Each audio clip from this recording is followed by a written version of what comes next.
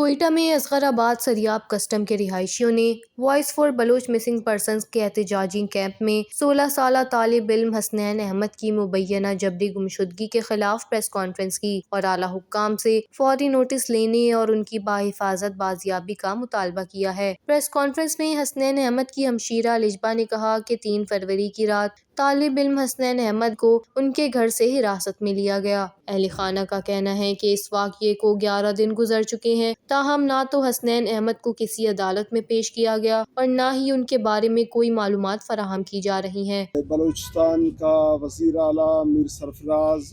بگٹی صاحب نے بلوچستان اسمبلی کے 22واں سیشن سے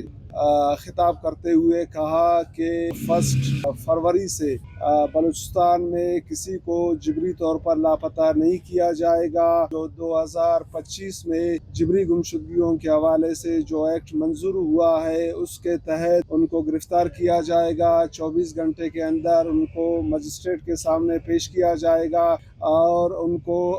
حراستی مراکز میں رکھا جائے گا، جہاں پر ان کے فیملی کو ان سے ملاقات بھی کروائی جائے گی اور ان کا جرم بھی بتایا جائے گا۔ لیکن افسوس سے کہنا پڑتا ہے کہ آج تک پہلے بھی اسی طرح صوبائی سطح پر، وفاقی سطح پر وعدے کیے گئے لیکن وہ انہوں نے پورا نہیں کیا۔ اب بھی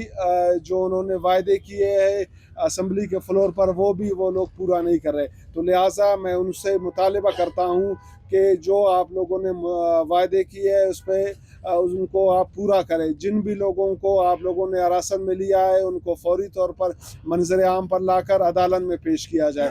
وش نیوز، کوئٹہ، بلوچستان۔